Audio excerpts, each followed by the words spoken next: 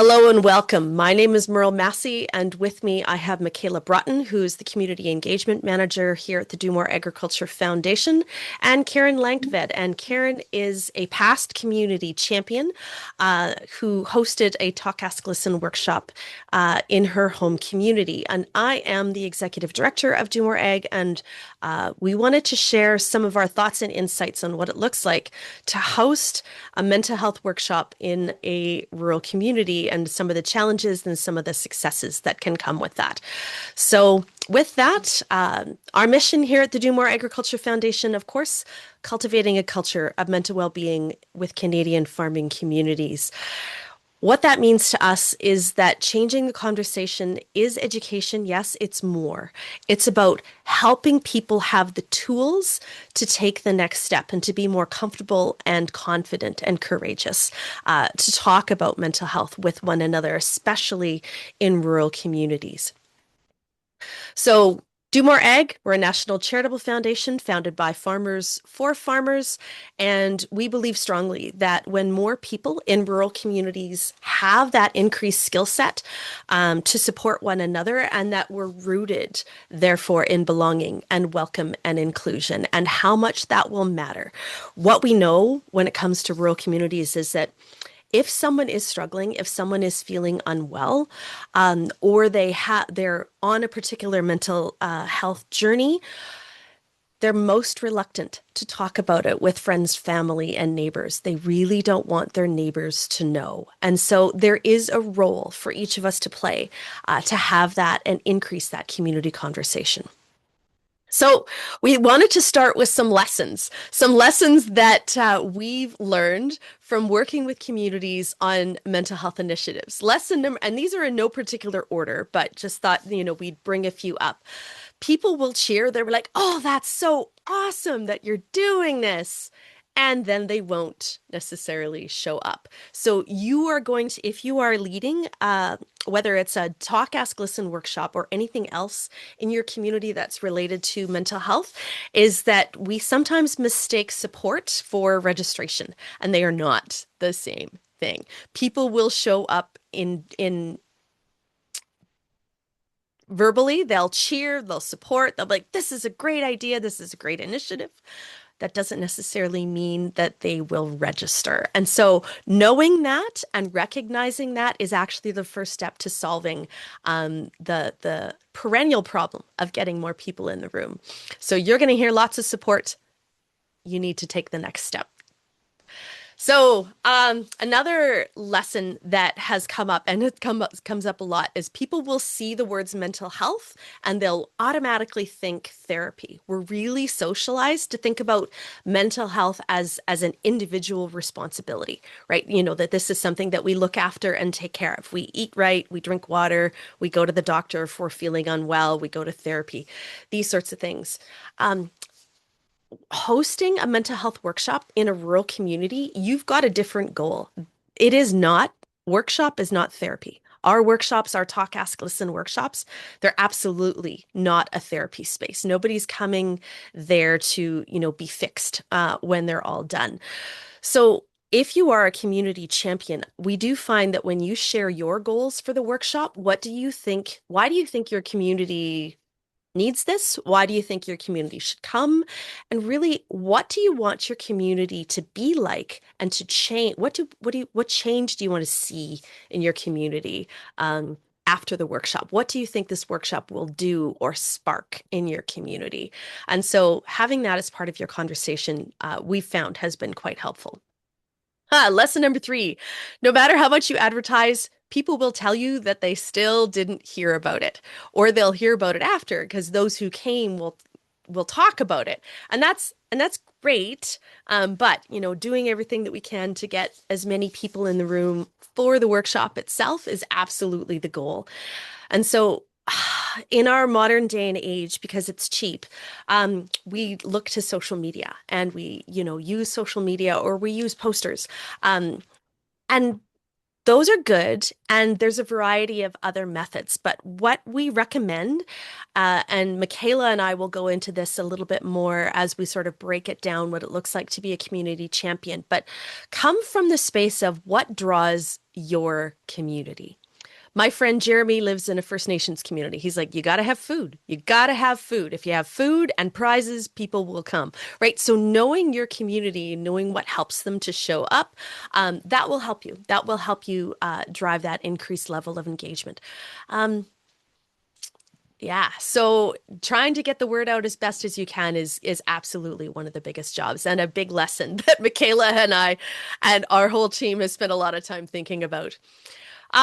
Lesson number 4, and this is a simple one. You got to ask for what you want. We're aiming for registration, not just event information. So remember how I said people don't necessarily know about it, or people will know about it and still not necessarily commit to coming. And so kicking people over from event information to registration um, is absolutely your goal. And so finding those people that you think are the most likely to come, the most likely to support, the most likely to influence others, and find your yes people, the people that you think in your community are going to be the most likely to spread the word and bring in 5 friends. You know, maybe it's a regular meeting at the library and they're going to be meeting on that day. And it's like, instead of meeting at the library and knitting, how about you guys come to this workshop? Bring your knitting, but come to the workshop, right? And all of a sudden you've got, 8 people who come, right? So find your yes people. That's some of the best pieces of advice we have, and certainly a big lesson. We've never in my 18 months of being here at the Do More Agriculture Foundation and hosting a lot of talk, ask, listen sessions, we've never hosted one where someone didn't say, I wish more people had come. I wish we'd filled the room. And so the lesson is, please be confident in these workshops. They are worth it. We have piles and reams of feedback from past workshop participants who say, I learned something important. I learned something that I can start using today. Everyone will walk away with new tools and skills that they can use immediately. So increase your confidence to talk about it and say, you know what, we're bringing this in because we know it's really good and it's really cool and we're really excited for it. And so the more energy and confidence that you bring to it, the better. And this is the last. We're going to switch into more of a classic community champions training, but I wanted to leave you with this particular lesson, that those who've been touched by a mental health crisis, a mental illness, or something as awful as suicide are usually the first to come. They've been touched by this journey. They've experienced how their community showed up for them, and they would like to help their community grow and learn and change that conversation. So make sure that those people feel very welcome. So where you're going to find them are maybe not your classic community groups. You'll find them in places like AA and Al-Anon. You'll find them and I encourage you to do this. Invite your local therapists. If you have people who do this work on a regular basis, make sure that they know about it so that they can also talk about it to the people that they counsel, the people that they work with. That will also get the word out. When those stories show up in the room, they're incredibly powerful. I have never yet led a workshop where someone didn't say something about their own journey that had an enormous effect on the people in the room. And so you want them, you welcome them, and you want to make sure that the facilitator of the workshop, and I guarantee that they will draw out those stories and welcome those stories. Those stories have a huge impact. What we've also seen is that people who have been touched by a particular story, we've had multiple communities who've come to us in the wake of a suicide and asked for a workshop. And so this is a really, really important space. They have a lot of energy and goodwill across the community, and you can leverage that to get as many people in the room as you can. May sound mercenary, We don't mean it that way. It's a matter of using that as a um, as a welcome point and say this conversation really matters. Basically, the biggest thing about being a community champion and hosting, and it doesn't have to be a Talk, Ask, Listen workshop. There are lots of other workshops. We've seen a growing number of communities who are doing things like having a mental health day, and they're inviting people to come in and host a bunch of tables, and people can come in, learn what the local resources are. There are communities who are bringing in things like theater events that focus on mental health. They're bringing in men's shed groups. There's all kinds of energy going on in the mental health space. But the more local support that you gather, if you're having any of these kinds of events, whether it's a workshop from Do More Ag or any of these other events, the broader your reach, the more local supports you gather. And so talking to all of the people that you know who are kind of the movers and shakers in your community and inviting them to be part of it. Oftentimes that can go in two ways, and Michaela has laid this out really well later on in the presentation. It can be both financial support, and it can be actually sending people to the event and having them show up. And so think about it in both of those ways. We want to switch gears and talk specifically about the Community Fund, which is sponsored by FCC. And the purpose of the Community Fund, this is the 8th year in 2026 of the Community Fund. And it helps agriculture communities across Canada to access our workshop for mental health education at low or very minimal cost. It's about conversation skill sets and vocabulary so that people learn and walk out with the increased confidence to talk, to ask, and to listen. It's about increasing courage and confidence in rural communities right across Canada.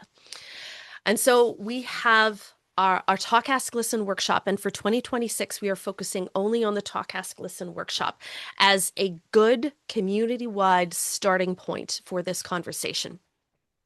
It's our flagship mental health literacy workshop developed by Do More Ag, and it is about practical skills so that people can have those supportive conversations and cultivate that culture of connection and care in a rural community. So what we've done is that we've broken it for this year into 3 particular options. So you can have a Talk, Ask, Listen in-person workshop, and that is where we match you up with a facilitator who's somewhat nearby or as nearby as possible. We tell them a little bit about your community. We share with them your application so that they get a sense of who your community is. And we work together to come up with a venue, a date, a time that works for everyone. During that in-person workshop, we aim to have experienced facilitators who are able to lead and control a room. It's very important. We know that just having this conversation at your community level, for some communities, this might be the first time that you've had a mental health conversation. For others, it might be that you've had them before, but people weren't able to come or they self-selected out, right? Those first lessons that I went to, right? People will say this is a great idea and then they don't come. Well, maybe you have had other conversations and this is the first time that they come, but still, that community conversation is really what matters. And so our facilitators lead very much interactive group discussions, lots of real life agricultural scenarios and stories. And then we work on those practical conversation tools and next steps. What I find every time I have the wonderful opportunity to lead one is that what comes out of the room and what people share in the room, both in terms of their own personal stories and in terms of local resources. I was just in Hinds Creek, Alberta, and I brought together some local champions for mental health, and there were people in the room who had no idea that those other resources existed, and that will happen if people have never been touched by mental health or they're early in their journey. They may not know what resources exist or what that path looks like. So I will always find those peer connections are really important. We were in Mayerthorpe, Alberta, and there was a person who spoke up and said that there was a mental health day that happened, I think, a couple of times a week at the hospital where there was a clinician who would come in, and there were other people in the room who also worked at the hospital who had no idea So it's it can happen. People get pretty busy in a community, and you get so busy in your own life that you don't necessarily know what's all available. And so these workshops offer an opportunity to have those community level conversations, and they end up being very, very important. Another way that you can have a Talk, Ask, Listen workshop is virtual. And sometimes people will choose a virtual and then do a virtual in-person hybrid option, which is also possible as well. And so I just wanted to mention that. Where we see these is if somebody, let's say that you are part of a group that operates regionally or provincially, and you want to welcome and pull in people from sort of across your province or across your region, but it just isn't practical to bring everybody together in person. So nonprofit ag and rural community groups, commodity groups, small scale commodity groups. I've been a research groups. They've been really, really good users of a Talk, Ask, Listen virtual workshop. We run them exactly the same. We do get people to use maybe more the chat function on Zoom, those sorts of things. We use slightly different tools, but it's still the exact same workshop run just virtually instead of in an in-person format. Lots and lots of interaction. And the third option, which is new for 2026, is our virtual lightning sessions. So this is a condensed introduction to Talk, Ask, Listen. So if you have a conference or you're a regional group and you've got an all-day event planned and you want to bring us in as one of those 1 hour sessions that you have planned, we can do that. We've developed this specifically to meet that particular need, and really great for conferences and regional group meetings. And we mostly offer them virtual. If you happen to live close to a facilitator, we may be able to send that person physically to your event. So do check with us. That is sometimes possible. And we've had excellent feedback. In fact, the most common feedback is, we really liked it. I learned a lot. Now I want to do the 4 hour version. So just a bit of a heads up. It can be used as a bit of a teaser as well, just to bring people in so that they get a sense of what they're going to learn. I want to switch gears again and talk a little bit about what it means to be a community champion. And I'm really glad to have both Michaela and Karen here to kind of talk through what that looks like, both from DuBois Ag side and the community champion side. But that's the local leader who coordinates and brings a Talk, Ask, Listen workshop to life in your community. So a community champion is the key role. It is the person who puts in the application and then brings it to life in your community and brings forward that wide participation. And so from Do More Eggs point of view, this picture, by the way, is from a Talk, Ask, Listen last fall in Castor, Alberta. It's about choosing that date, choosing the place. It's a little bit like organizing a wedding, so be warned on that. If it is an in-person event, then of course a little bit of catering, and we do have a budget for that. We'll go through the budget at the very end. It is highly recommended that you partner with local service clubs, businesses, healthcare providers, mental wellness organizations, and community groups, not just to drive awareness, but attendance, right? To actually get those registrations. Securing sponsorships from local businesses, that is appreciated. That financial support, what it means on our end is that then Do More Ag is able to help another community if to host their event. Let's say that they're unable to raise as much, local funding. So then we're able to offer that to another community, and it offsets all kinds of costs. It's very appreciated. You take the lead on promoting and marketing the event and recruiting participants, of course, gathering and submitting feedback after the workshop, and of course, submitting any bills that come in. I want to pause at this moment. Karen, if you don't mind, I would like to ask you a question. You were the community champion for your community. I'm going to start with this question. What made you first decide to put in an application? What was it about your community that you thought that a workshop for mental health would be a good idea?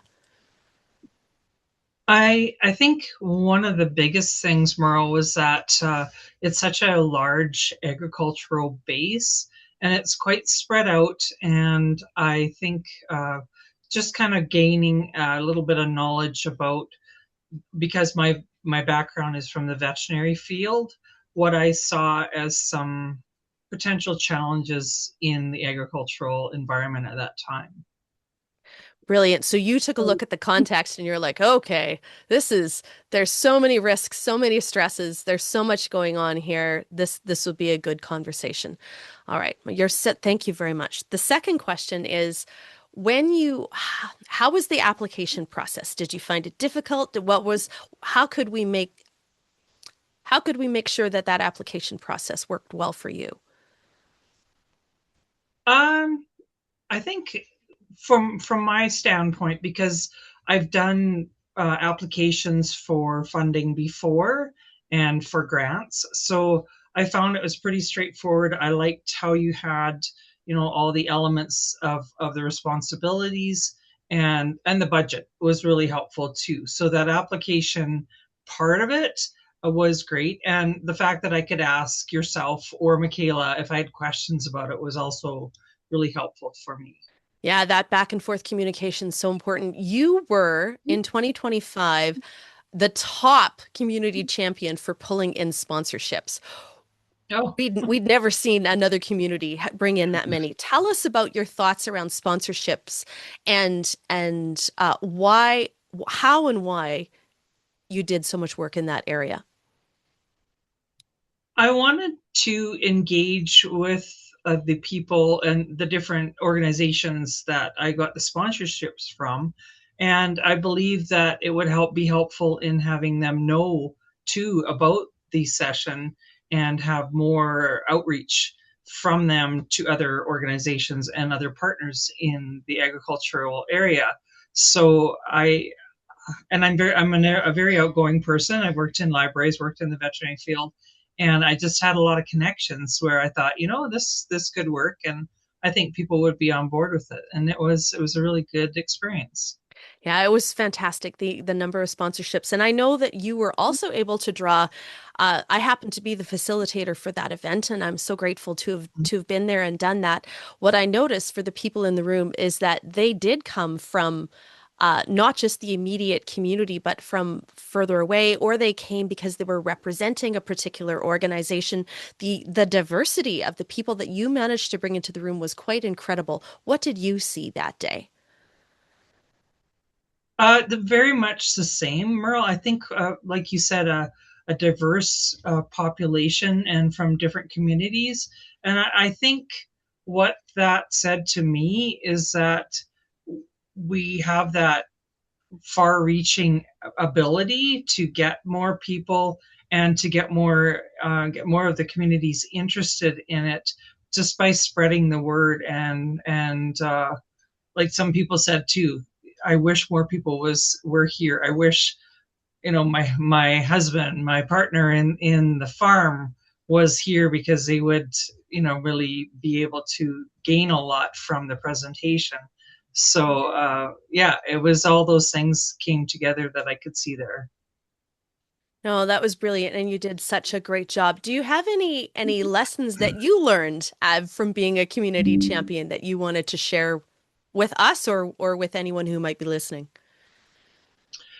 I think one of the biggest things that really impacted me in what messages could do is the fact that I was interviewed by a radio station in Edmonton, and they were so happy to do that. Like, they were so agreeable and so inviting and wanted to. And I know the station has been or is involved with Do More Egg and will continue to be, I'm sure. So I think that radio media coverage was a huge element in helping me not only feel confident about being the representative for the community, but also being able to interact with them to help them, I guess, bring more people in and to broaden the group of people that they have on their station. Yeah, it was brilliant to have them come on board. But I also think that having regular voices, talk about this and say, we're doing this because we think this matters, right? And we're doing this because we want to help our community. Um, there's so much strength when regular people stand up and say, I'm going to take a lead on this and we're going to do this for these reasons. And showcasing that on radio, that was just spectacular. Yeah, really, really well done. That's fantastic. Okay. So when you are a community champion, you've applied to us. So, sort of how we do it on our next process is that we go through those applications and we rank them. We make sure that we are able to support as many communities as across Canada as possible. And what we provide on our end is that we make sure that we have facilitators available across Canada. So, we've done a lot of work to increase the number of facilitators that we have, and we're doing more facilitator training again in 2026. We will have some participant resources. We're working on a new workshop materials, which should be in place by fall. We help you with promotional templates. You can see some examples here, posters and social graphics for marketing and engagement. So these are posters that you can print up and spread throughout your community and share on social media, put on any community bulletin boards wherever you go. We do hold Eventbrite registration, and so we do appreciate that. We do like if even if you do have a sign up sheet in your little rural community where people just put their name down. If you could take a look at that or take a picture of it and send it to us every week or so, that's really helpful as well. We like to track. Yeah, and we'll check in back with you on those registrations and we're always available to give suggestions on gaining more participation, right? Moving people from awareness and like that general support to actually signing up to come. We always give a post-event survey, and of course, we will reimburse you for approved cost, and we will go through the budget on the last page. But what we really wanted to emphasize here is that we are here as resources. We are here as helps. If you're like, I need this kind of thing, or my community really does, lots of TikTok or whatever. Well, you know what? We'll try and come up with one for you, or whatever it is that works for your community. Please engage with us on a regular basis. The second thing that we would really like to see is that engagement with community partners. So Karen's example of using her own connections as a librarian, as a vet tech, as a member for community, and reaching out very broadly. That's what we're looking to community champions to do: is to reach out to local businesses, ag organizations, any commodity groups, any kind of anyone now. And don't just because if you're a rural community, don't have to think about just agriculture, because when you're a rural community, everybody touches agriculture. Your credit union, right? Your pharmacy, your post office, your local hardware store, and then all those ag specific businesses as well. Everyone in a rural community touches agriculture at some point. Schools, for sure, right? You might want to bring in some high school students, right? Seniors, grade 11, grade 12, and bring them in for the workshop. Absolutely. Great idea. Local health services and emergency services. One thing that I know is that people assume that because someone is a professional, whether that's police or healthcare or fire or ambulance, they think that a professional already has all kinds of training around mental health, but that's not necessarily true, and particularly so in rural communities. And so increasing everyone's capacity in this area is something that you can do. Touching your local media, your municipal leaders. Sports clubs, 4-H, there are huge, huge resource and support, particularly the more senior 4-H groups, and faith-based communities. So churches in your area, those are all great. When you reach out to partners and you reach out to them early, it gives them an opportunity to feel like they're supporting and included. And you can also promote the event to their staff or their members or their customers and ask them to be specific. Say, will you, because you're hosting this credit union supper, during your credit union supper, can you please tell people about, can you put posters on everybody's table? Whatever it is that's already happening in your community, use that as leverage to let people know. and share the event. If they've got internal newsletters or email lists or social media, go please ask them and to go ahead and share the event. If they're a big sponsor, let's say that you've got, I don't know, AFSC in your community or FCC, and you walk in, you're like, can I have some swag, for the attendees? Karen, you were phenomenal at getting swag. We had at Karen's event in Marathon, we had a whole table full of stuff to give away. It was just phenomenal. But everyone who was there walked out with something. And it was just great. They'll also be able to do things like printing and promote. You print your promotional materials. That actually is something that local businesses love to do, right? They have a budget for that kind of thing. They can help. So these are just some ideas. But we do encourage you. The more partners and supporters you have, the further your reach. Both for that sponsorship and help, as well as to get people in the room. And so utilize your networks in all the ways that you can. Um, Michaela, you developed some helpful tips to work with your community, and I just wanted to recognize some of the really good ideas on here.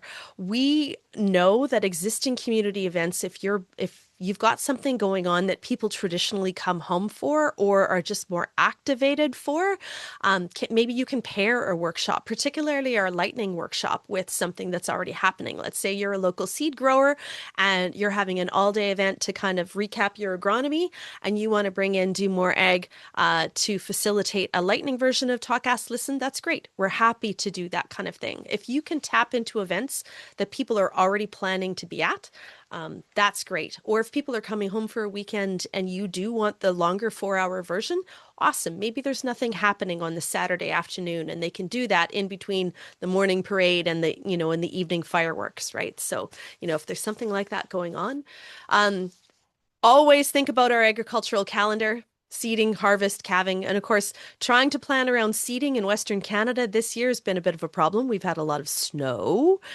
which we weren't expecting. So seeding is late. So if you were planning to have an event in June and now you don't think that's such a good idea, well, don't worry. Work with us and we'll try and adjust that for you. Allowing time for promotion. So planning far enough in advance and allowing time for promotion are this is where you can tap into those partners. Maybe they send out their newsletter on the first of the month. If you get them the information early enough, they can plan and do something with it. Or they've got their social media already planned out.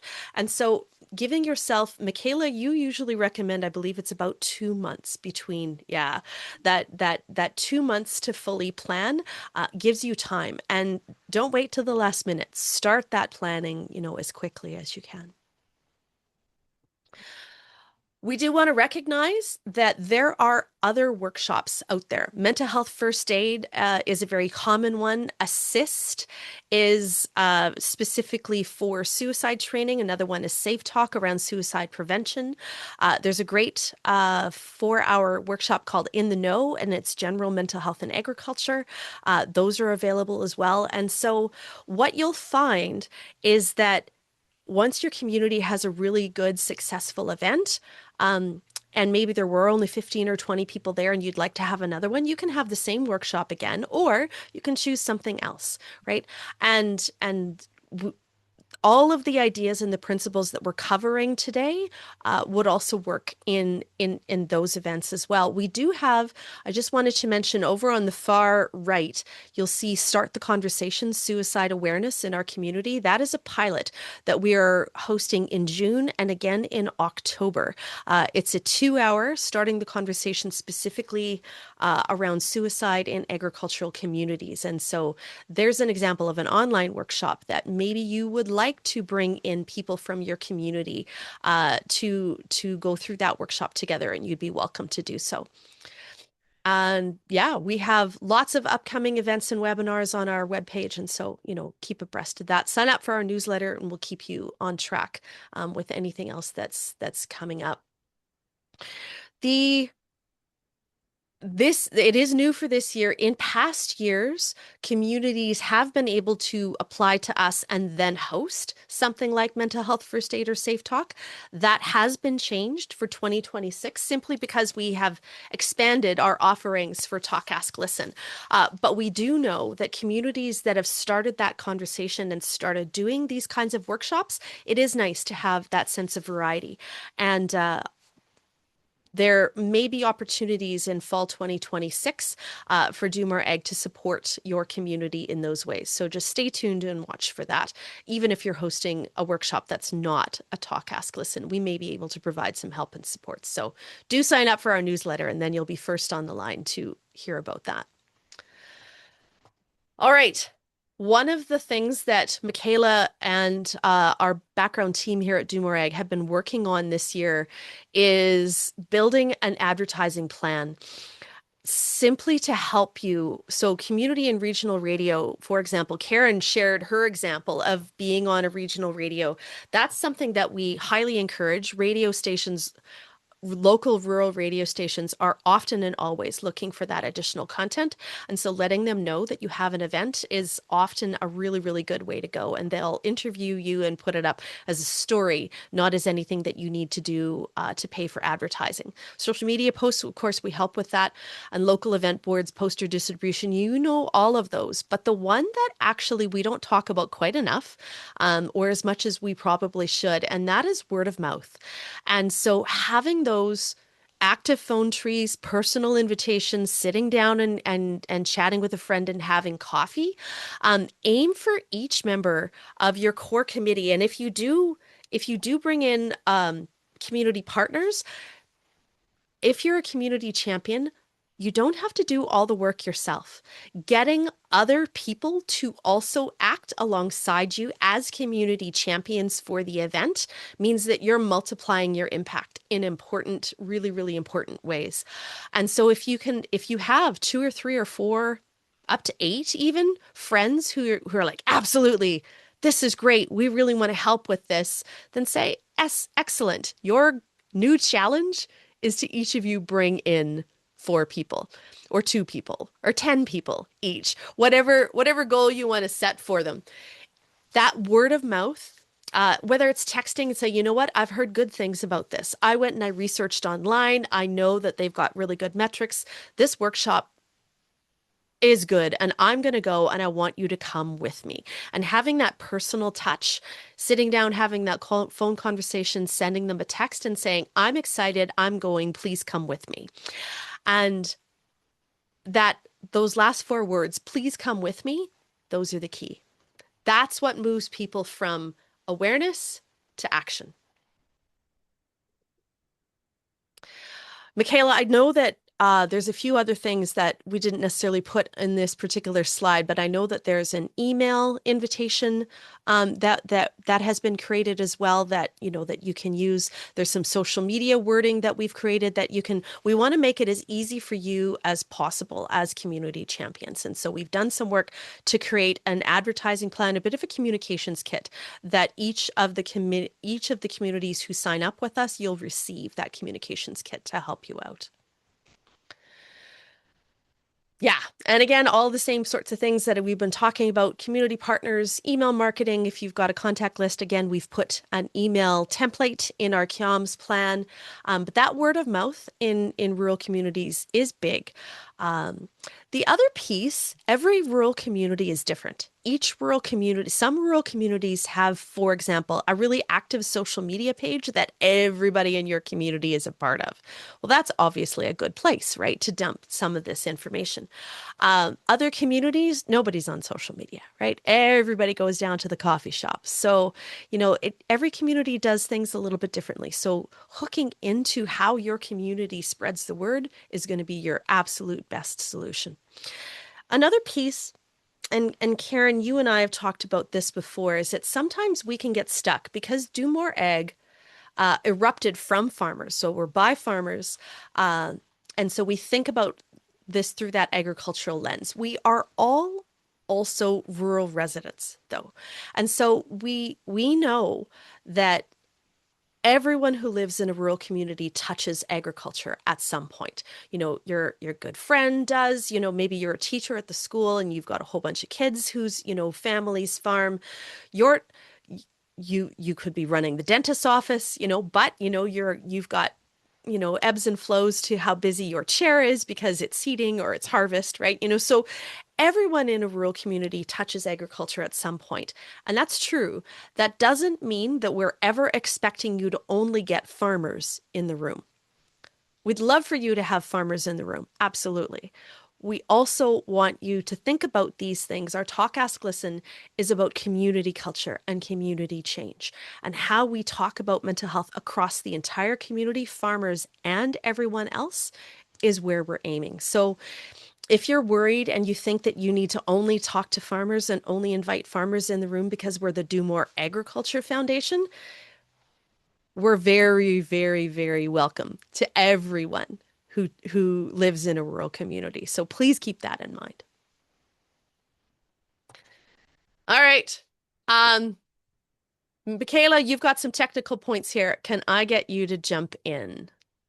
Sure. So I guess this is more like what comes after we've done some organizing. We have a date together. We have a facilitator coming. So this is sort of a bit of a list of what your venue will need. We need a projector and a screen because we do present.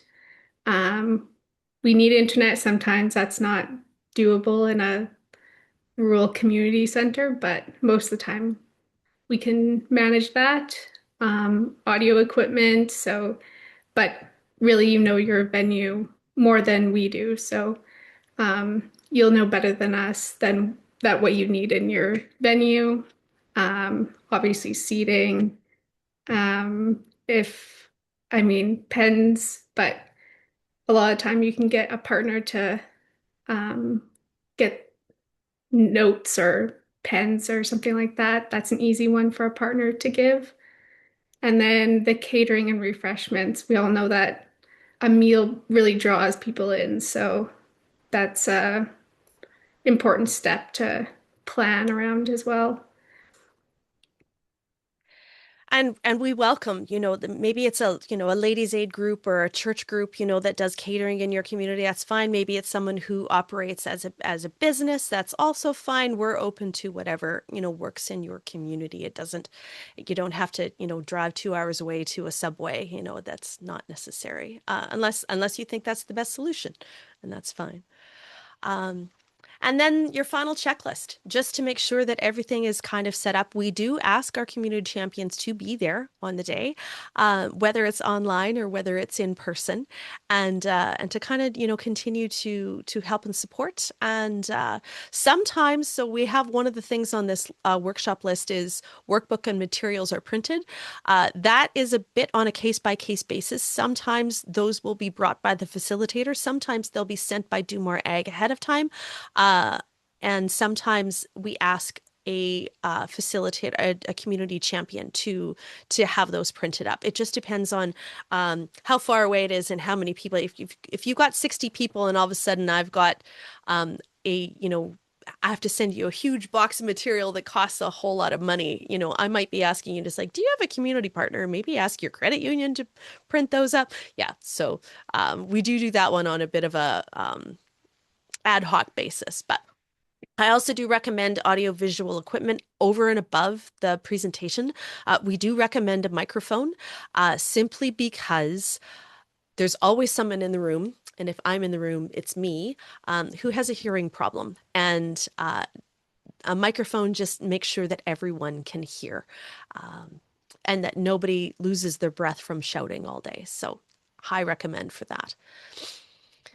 And our last slide that we wanted to share with you is the community budget. Now, it says if part of the community fund. I do want to reiterate that a community can come to us and ask us to help them organize a Talk, Ask, Listen workshop in their community and not access the community fund to either, let's say that you have a business or a a company or a grant in your community that you're like, nope, we have the budget to do this all on our own. In which case, you can talk to us, and we'll help you with that. And we have the capacity to send in a facilitator and allow you to host a talk, ask, listen outside of the community fund. So that is an option. And we'll just ask you to help pay for the facilitation costs, which we don't put as part of our budget because those facilitation costs are covered as part of our commitment to your event. And it does depend on who the facilitator is. Some facilitators charge more than others, which is perfectly fine. It's their own private business to do so. And the second piece is that sometimes there are travel costs. Sometimes a facilitator needs to come a short way or a long way to get to you to help you host your and lead and facilitate your workshop. And so those are the pieces, the technical pieces that if you wanted to host this on your own, and we're looking to host a talk, ask, listen, come to us and we can work out those details. But if you are under the community fund, it does come with up to $1,500 that you can spend in your community. And we have a rough breakdown of about $500 for room rental, about $900 for food, lunch, drinks, and snacks, and then $100 sort of equipment and extras. That is a bit of a floating budget. Those are a guideline. If you need more for food, but you don't need anything for room rental, that's perfectly acceptable. If you need a little bit more for equipment and extras, but you need less for food, also acceptable. That is, we do have some flexibility within that budget. And invoicing and reimbursement, we do ask that you pay for those expenses yourself. So it really works well to be part of an existing nonprofit. Then you have the capacity to pay for those expenses and then invoice those expenses back to Do More Egg, and you will be reimbursed. Michaela, is there anything more that you'd like to add in here? I don't think so. I think we've done a good job at covering it all, and most importantly, the marketing and getting people in the room is the biggest part. It is. It is by far the biggest part and the largest challenge. Karen, any thoughts that you would like to add in? One thing that I really appreciated after we talked about it and worked on it together is the establishing a sponsorship template letter, which was very helpful for me so that I didn't have to reinvent a wheel of some sort to go out and do that. And I think that really helped me just with my timing of everything and just being able to just, hand that over to the organizations that I went to for the sponsorships and that they were able to just have that information in front of them, pass it to their, accounting department or whoever it went to. And so then I'm imagining that's in your communication It is. toolkit, Merle? It is, Okay. And absolutely. that's wonderful. Yeah. Yeah. So that's one thing that I thought of. No, really, really good. Um, and in some cases, if you do have a really, really high number of people who've turned out, it could be that this budget won't be quite enough, right? You might need to spend more than $900 on lunch, drinks, and snacks. That becomes a really good space for your local sponsors to sort of step in and say, no, we're going to take on that piece, or we've got budget for that. We're gonna just take that off your plate, and that helps everyone, and so it's very appreciated. If you have, with that, that is the end of our particular presentation for the community fund. But yes, and for community champions and how to do more, we highly encourage each and every one of you to go ahead, be brave, lead, lead and champion your community to host a workshop, to host a talk, ask, listen session in your community. We guarantee that people will come out of it with some additional skill sets and things that they can use, even just starting from that very day. And the conversations are incredible. They are, excuse me, the conversations are very valuable in your community. It will change the tone of your community in ways that you can't even necessarily anticipate or suspect will happen. Karen, yours in Mayerthorpe happened, what, 8 months ago or so. What have people said to you since? Uh, I haven't really had much feedback other than just after it happened.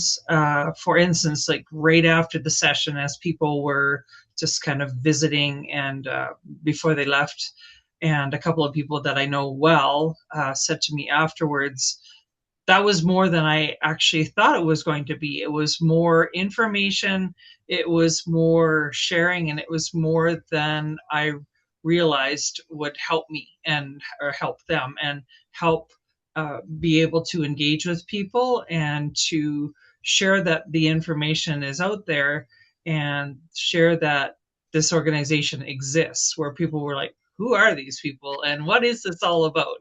and so I think it's gone from being me as a community champion to having be more effective in the veterinary world too, in sharing going forward with other veterinary professionals who are involved in the agricultural community in mixed or large animal practices, and so that they have that awareness of what the organization provides for everybody.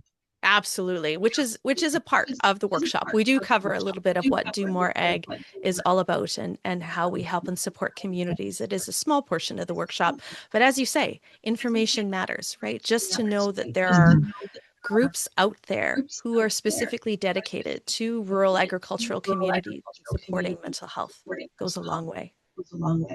Exactly. Fantastic. Thank you, Karen, for joining us today. Much appreciated. Thank you, Michaela. My Any final pleasure. thoughts?